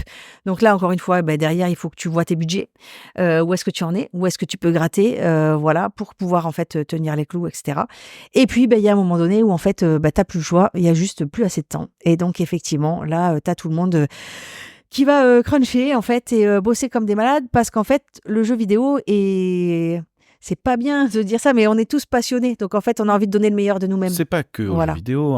Le jeu vidéo est connu pour ça parce que, comme les projets sont longs, des fois, ça peut s'étendre beaucoup. Ouais. Mais en vrai, n'importe quel métier créatif, à partir du moment où tu as envie de donner le meilleur de toi-même, souvent, les dernières semaines, tu es là, oula. Et même pas que créatif. Il y a des gens qui font largement des heures sup ou des choses comme ça, non payés, qui restent. C'est vrai. Dans n'importe quelle boîte. J'ai un exemple, par exemple, dans le BTP, des gens qui vont travailler sur des dossiers jusqu'à 23 heures parce que ils sont célibataires sans enfants et que d'un coup c'est parti, ils vont faire double journée, mais pour eux, même les ouvriers à qui on force à finir les travaux dans les temps. Exactement. Tu vois, et là, c'est peut-être moins payé d'ailleurs. C'est des trucs, mais ça arrive partout. Oui, qui peuvent être aussi dangereux de se prendre une coupe sur la gueule. À partir du moment où tu as une deadline et il faut que ça sorte, malheureusement. Oui, c'est vrai, c'est ça. Et après, voilà, encore une fois, tout est sur la base de... C'est pour ça que je disais que c'est vraiment un métier de passionné, parce que c'est sur le volontariat. C'est-à-dire que c'est rémunéré, mais tu peux obliger personne à en faire. Donc voilà, s'il y a des personnes qui peuvent pas, on a tous des vies de famille, des contraintes personnelles. Derrière, c'est à nous d'ajuster ça aussi en production. Par contre, si quelqu'un me dit, moi, je suis chaud, je veux absolument que cette feature elle rentre, même si on a pris du retard, et du coup derrière que tu peux déverrouiller en fait ces heures sup là, c'est très réglementé, attention. Bien sûr. Go. Parce qu'en fait, ça va pousser la qualité de ton jeu et tout le monde est content. Mais est-ce qu'on considère ça comme du crunch ou pas? Parce que pour moi, le crunch, c'est limite de l'esclavage. C'est-à-dire que les gars, on n'a pas le choix. Je me fous que vous ayez des enfants, je me fous que vous ayez une vie de famille, je me fous que vous soyez malade. Il faut le sortir le jeu dans 3 semaines. Donc, ça dépend de ta philosophie. Le cul vissé sur la chaise. Alors, moi, jamais je ferais ça. Tu vois, ça dépend de ta philosophie en management et derrière en prod. Mais en fait, moi, je me dis, en fait, je ferais pas ça. Et si les gens, en fait, ont des contraintes, c'est à nous de nous adapter. Parce qu'en fait, ça a merdé à un moment donné. Donc, il faut qu'on trouve d'autres solutions, quoi. Okay. Mais par contre, du coup, c'est pas de l'esclavage. Mais par contre, c'est quand même on bourrine, les gars. Va falloir envoyer, on est charrette. YouTube et Facebook, là. Facebook, oh là là, mais en plus, c'est clair. Mais souvent, en plus, t'es vraiment dans le rush, mais t'as une super bonne ambiance. Parce qu'en fait, tu sais, c'est là où tu vois les choses. Parce qu'en fait, dans le jeu vidéo, comme on disait, t'avances tout en parallèle. Donc, en fait, t'as pas de shot fini fini dès le début. Alors qu'à la fin, tu as tout qui commence à arriver et à rentrer dans le jeu. Et finalement, ces dernières semaines de crunch, là, c'est là où tu vois tout et où tu vois ton jeu fini. Donc en fait, tu as aussi cette euphorie et ce dynamisme-là qui fait que on pousse encore un peu, on pousse qui encore fait un que peu. tu as Comme en tout le sport, monde qui... presque. Voilà, Et c'est ça. toute la team de debug derrière qui est en train de te haïr parce que c'est ça. tu rajoutes des trucs Voilà. au dernier moment. Mais tu vois, après, en prod, tu priorises. Typiquement, tu vois, pour pallier à ça, tu vas te dire, OK, une solution, hein, si jamais tu as des justement, tu peux pas rentrer tout ça dans le temps imparti qui te reste. Tu vas peut-être te dire, il y a des polish de certains trucs que je vais mettre moins prio que d'autres. Et donc, par exemple, telle zone de jeu, ou tel personnage ou tel élément, eux, ça va être les prios absolus pour polisher, les gars. Et après, si vous avez le temps, donc j'ai fait des guillemets avec mes doigts parce que Merci Marie. Voilà, ça n'arrive jamais si vous avez le temps, mais on va dire derrière, si on arrive à dégager un budget pour les heures sup et à les ouvrir en fait sur les semaines de prod qui restent, on pourra polisher tel ou tel élément pour vraiment encore plus pousser la qualité. C'est du bonus, mais c'est du bonus. Mais ce qui fait qu'en fait toi tu garantis, tu t'assures de sortir un jeu avec une qualité minimale que vraiment tu voudrais pas sortir quelque chose en dessous parce que sinon tu serais pas fier de ce que tu as fait. Et puis derrière, ça délimite quand même un petit peu le terrain et ça laisse la porte ouverte au plus. Parce que sinon, effectivement, comme en fait, tu n'as jamais de shot derrière nous, alors tu as des features, tu as des devs, tu as des persos, mais tout le monde a envie de pousser la quali, tant que ça rentre, quoi. Donc... Et comment tu dis, stop les gars, non, là, vous allez vous cramer. Et en fait, oui. Alors déjà, c'est là où la partie humaine rentre. Ouais, c'est ça. Là, tu es obligé de faire des gros warnings, parce qu'il y a des gens qui le voient pas, qui se crament vraiment, en fait, par envie. Donc, tu es obligé de faire des gros warnings. Là, on n'est pas tout seul dans la boîte. On a aussi les départements RH qui est là pour aider, du coup, pour venir discuter, pour soutenir, pour soulever les warnings aussi, dire attention. Donc voilà, il y a tout ça. Qu'est-ce qu'on a d'autre aussi comme levier ? Non, c'est ça, c'est des discussions en fait humaines. J'avais pensé à autre chose, mais je pense que ça me reviendra après. Yes. Mais oui, non, c'est ça. Mon petit doc, on passe au moment... Le moment ? On passe au moment Ardisson. Comme ça, après, on continuera en CG Beers pour la suite, je pense. Allez. Et si ça te revient, tu interviens à tout moment. Ouais, j'interviens à tout moment. Je dis stop, les gars, j'ai trouvé ce qu'il faut faire. Du coup. Bon, alors oui, le moment Ardisson. Alors je sais pas si on va continuer à l'appeler comme ça. Voilà. Merci. Voilà, parce que comme ça, tu vois, c'est... Non, mais vas-y. Oui, et j'allais dire, et en plus en fin de prod, voilà, ça me revient. T'as aussi tout ce qui est producteurs associés et producteurs qui sont des producteurs de closing. Donc en fait, qui sont là eux aussi pour te dire, eux, ils ont pas comment dire, le côté émotionnel que toi tu vas avoir avec tout ton jeu que tu as développé depuis des années. Ils vont plutôt arriver en fin de prod et être terre à terre. C'est-à-dire, les gars, on a tant de Jira ouverts, on a tant de jours pour les fermer. Donc, en fait, c'est simple. Vous n'allez pas aller me fixer le petit truc dont on se fout, qui est une prio, en fait, 8, mais vous allez vraiment vous concentrer sur ce qu'on doit fixer. Et puis là, on n'ouvre pas les vannes, en fait, pour tout ce qui n'est pas prioritaire. On ouvre les vannes que pour ce qui est prioritaire et vous vous concentrez là-dessus. Et le reste, vous ne le faites pas parce que de toute façon, vous ne pourrez pas les envoyer, vous ne pourrez pas pusher. Donc, en fait, eux, ils sont là pour ça aussi, pour nous aider, parce que parfois, c'est un petit peu dur de te détacher de ça, quoi. Voilà. Et c'est vrai que tu en parlais en début de podcast, de justement ces fameux... Et eux, ils sont là, ils sont importants. De toute façon, ils viennent, ils rangent ta chambre, ils sont métier magique, quoi. C'est vraiment un poste qui est créé du fait que, ce qu'on disait au début, que le jeu, tout avance en même temps, et c'est un peu open bar, et à un moment donné, il y a un mec qui arrive qui ferme le bar. Ah ouais, justement. Les closers, quoi, vraiment. Ouais, c'est ça, c'est le qui lance les lacs du Connemara. C'est ça, exactement. C'est ça. Alors, le moment Ardisson, si tu ne connais pas l'émission, c'est donc une espèce d'interview décalée. D'accord ? Là, c'est une interview l'un ou l'autre. Ok. Dans ton métier, toi, tu es plutôt quoi ? Maman poule ou colonel de régiment ? Maman poule. Ah ouais ? Ah bah oui, je pense. Enfin, j'espère. Parce que là, du coup... Parce que sinon, ça va vraiment être hardcore, quoi. Ok, maman poule colonel, donc. Qu'est-ce que tu préfères, les petites ou les grandes équipes ? Les petites équipes. Ah ouais. Les petites équipes, en fait, parce que justement, c'est quand même plus facile d'être agile quand tu es une petite équipe. Ouais. Voilà. Même si après, ça t'oblige à trouver plus d'astuces, à parfois être multicasquette sur divers métiers. Mais, et puis à pas avoir la force de frappe que tu as sur les grandes équipes. Mais voilà, moi je préfère, parce qu'en fait, tu peux aussi inclure encore plus de métiers dans tes réflexions. Enfin voilà, c'est pas la même chose quoi, que ta grosse prod où tu es vraiment obligé d'être sur des rails parce qu'en fait, la moindre vague, du coup, va plus facilement devenir un tsunami que si tu es une petite équipe où tu peux gérer ça plus facilement. Du coup, tu connais peut-être mieux les gens et plus. Ah oui, et ça c'est important. Tu vois, maman poule, c'était vrai. Non, mais ça corrobore, c'est parfait. T'es plutôt début ou fin de prod ? Début 100%. Ouais. En fait, tout ce qui est justement travail sur le scope, les réflexions, qu'est-ce qu'on va pouvoir mettre en place, qu'est-ce qu'on va pouvoir amener, tout ce qui est plutôt créatif en fait, voilà, toute cette partie-là, c'est mon dada. J'utilise une expression de je sais pas il y a combien d'années, mais elle rime en plus. Non mais c'est ça revient à la mode. Je pense qu'il y a une exaltation qui s'inverse en fait. Tu parlais d'exaltation à la fin du projet. Ouais. Au début c'est plus pour vous, puis à la fin vous êtes sous l'eau et nous on est là, oh c'est trop bien, il y a tout qui se rassemble, tu vois. Ouais, mais en même temps, bon, après la partie créative, je sais qu'il y en a beaucoup qui aiment beaucoup le début. Et puis c'est surtout qu'en prod vraiment t'as cette partie closing là. Et puis test, bug, on corrige, etc. Qui du coup me botte moins quoi que toute la partie réflexion avec tous les artistes et les contraintes. Et du coup, mais t'as répondu quand même partiellement, mais quand même.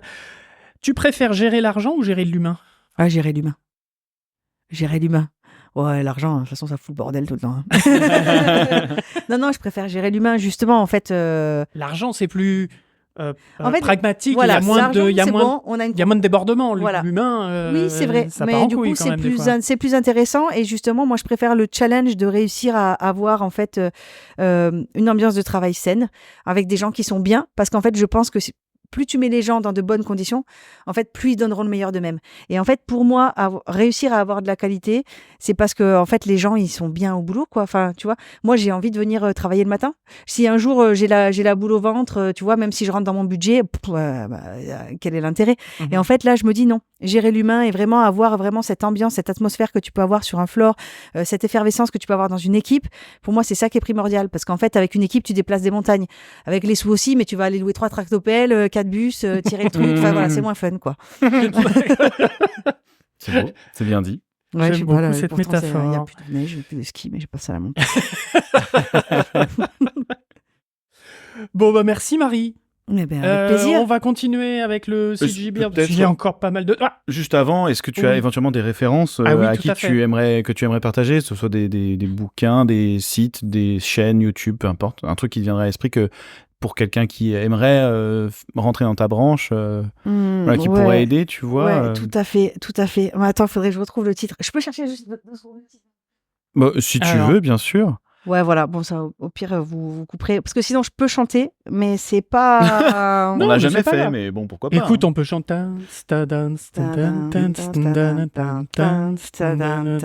va se faire voilà, il sur... s'appelle... Ah, voilà. Ah, ben c'est juste ça. Attends, en français. Non, il s'appelle juste Creativity Inc. Ouais, voilà. Dead Cat Moule. En fait, du coup, c'était le directeur créatif de Pixar. Cat Moule, qui a donc ça s'appelle juste Creativity Inc.